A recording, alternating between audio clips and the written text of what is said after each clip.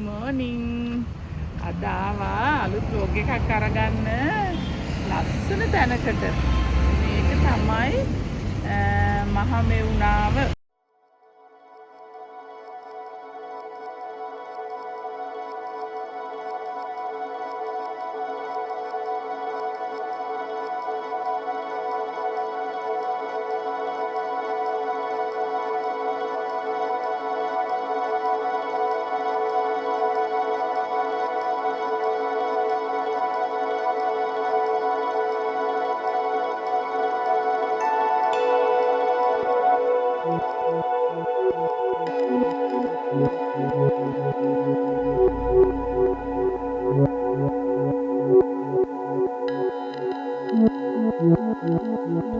ඉතින් යාළුවනේ මේ පන්සලට මම කලින් ඇවිල්ලා නැහැ. දැන් අද තමයි ආවේ.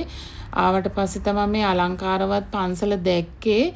මේ පන්සල නිර්මාණය කරලා තියෙන්නේ මේ කිරිබත්ගොඩ ඥානානන්ද ස්වාමීන් වහන්සේ. මේ ඕගොල්ලෝ දන්නවනේ මේ බෞද්ධ ආගම වෙනුවෙන් අපේ අර බුදුදහම නගා සිටවල අර දැන් මිනිස්සු අතරට යවන්න පුදුමාකාර මේ වෙහෙසක් ගන්න ස්වාමීන් වහන්සේ කෙනෙක් තමයි කිරිබත්ගොඩ ඥානානන්ද ඒ ගරුතර ස්වාමීන් වහන්සේ. එම ස්වාමීන් වහන්සේගේ වටා එකතු වෙලා ඉන්නවා විශාල දායක පිරිසක්. හොඳ බුද්ධිමත් ආගම දහමට ලැබි දායක දායිකාවන්. ඒ අයගේ ශක්තිය තමයි මේ මා ඉදිරිපිට තියෙන්නේ. ඉතින් මේ හරිම දැකුම් කළු දර්ශනයක් තමයි මේ පන්සලේ තියෙන්නේ. මහා විශාල බුදු පිළිම ලොකු ප්‍රමාණයක් නැහැ. තියෙන්නේ පොඩ්ඩයි. ඒ පොඩ්ඩ උනාට ඒක හරියට මේ ඇසට ප්‍රියයි. කලාත්මක හැඟීමක් තියෙනවා අර පැරණි පන්සල්වල රජමහා විහාරවල වගේ. ඒ ස්වභාවික ගතිය නම් ටිකක් අඩුයි.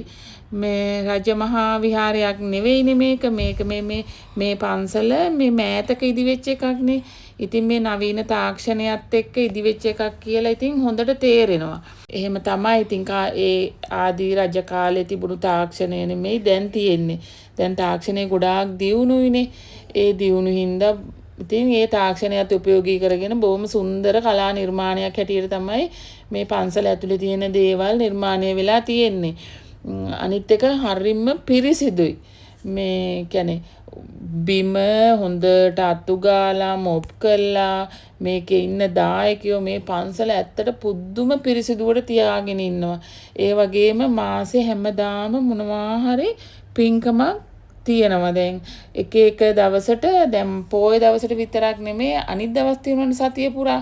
ඒ සතිය දවස්වලත් එක ආගමික වැඩසටහන් හැම දවසකම මොකක් හරි ආගමික වැඩසටහනක් මෙම පන්සලේ තියෙනවා.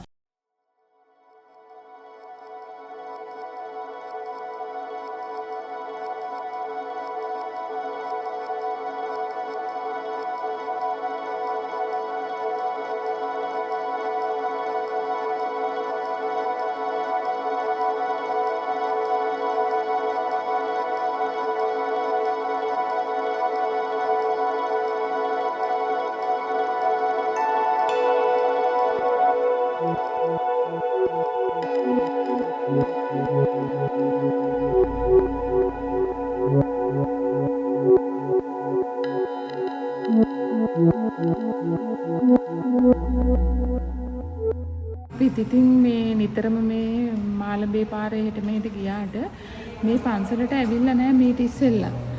මේ අද තමයි ආවේ. අනේ හරිම ලස්සනයි. මට නිකන් දැනෙන්නේ මේ අර දිව්‍ය ලෝකෙට ගියා වගේ.